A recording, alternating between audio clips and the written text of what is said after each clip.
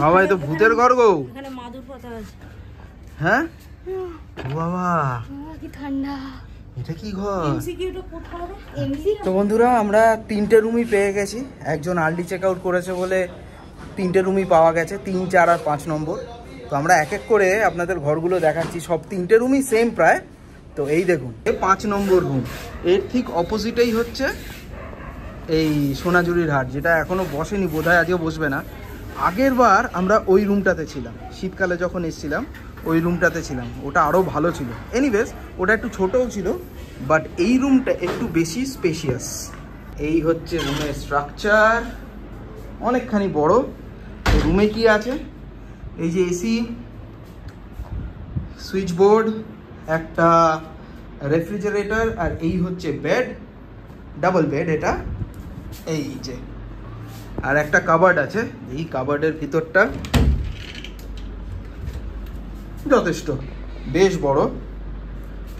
Are well, এখানে tea coffee maker সেরকম কিছু নেই।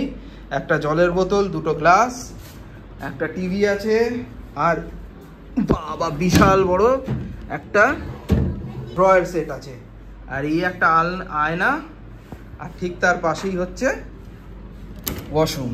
দেখি, ওয়াশরুমও বেশ বড়ই। ওয়াশরুমে এই যে বড় একটা আয়না, এখানে এই শাওয়ার জেল আর শ্যাম্পু, গিজার।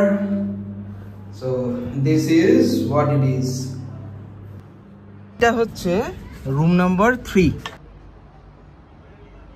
এই হচ্ছে বেড, সিমিলার। এই হচ্ছে সুইচ বোর্ড,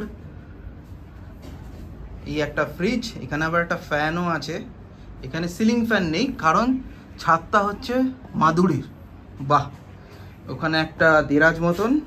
আর এই যে আউল টেবিল, এটা আমাদের রুমে বোধহয় নেই। একটা আয়না, আর এই হচ্ছে ওয়াশরুম। ওয়াশরুমটাও ঠিকঠাক, সেম, একটু সাইজে ছোট 5 নম্বরের থেকে।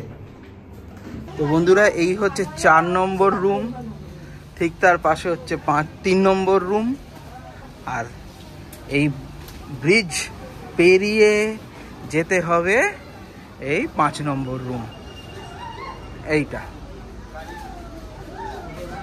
তাড়াতাড়ি এসো একবার। 4 না 3 ছিল ওটা, না 4ই তো ছিল। এইদিকে এসো। হ্যাঁ বলো। এই দেখো, পুরো তারটা কেটে গেছে আজকে।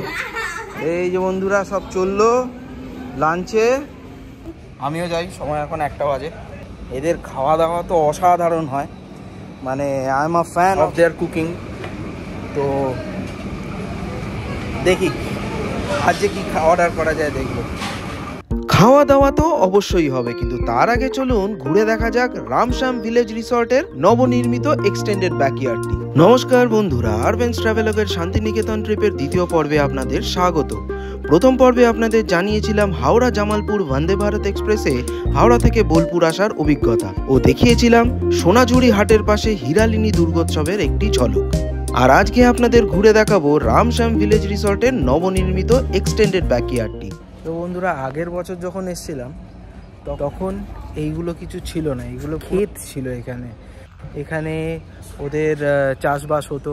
এখন দেখছি পুরো এই জায়গাটা পুরো কনস্ট্রাকশন করে সুন্দর ঘর করে দিয়েছে। আর তার সঙ্গে এখানে অ্যাড হয়েছে একটা অসাধারণ বিশাল বড় পুল এরা তৈরি করেছে। চলুন দেখি একবার সুইমিং পুলটা, বেশ বড়।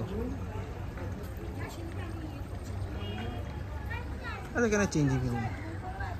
আর apart from the Sonajhuri Haat facing cottages, আর এই যে বিল্ডিংগুলো, এগুলো তো খুবই কস্টলি, 5,000 টাকা করে এর চার্জেস। এছাড়াও দূরেতে আবার সুইচ টেন্ট আছে, ওই যে ওইদিকে সুইচ টেন্টসগুলো আছে, চলুন দেখে আসি। আর তাছাড়া এখানেও আবার কী সব নতুন কনস্ট্রাকশন হচ্ছে, হয়তো পরের বছর আবার যদি আসা হয় আবার দেখতে পাবো নতুন কিছু। জায়গা বিশাল। তো বন্ধুরা জানতে পারলাম এই যে এইগুলো যেটা তৈরি হচ্ছে, এটা ডোম শেপড টেন্ট তৈরি হচ্ছে, হয়তো পরে আবার চালু হবে। আর এই হচ্ছে এই সুইচ টেন্টগুলো। আমার মনে আছে গড়পঞ্চকোট ইকো রিসর্টে এরকমই একটা টেন্টে ছিলাম। বাহ, এগুলো বেশ সুন্দর হয়েছে তো।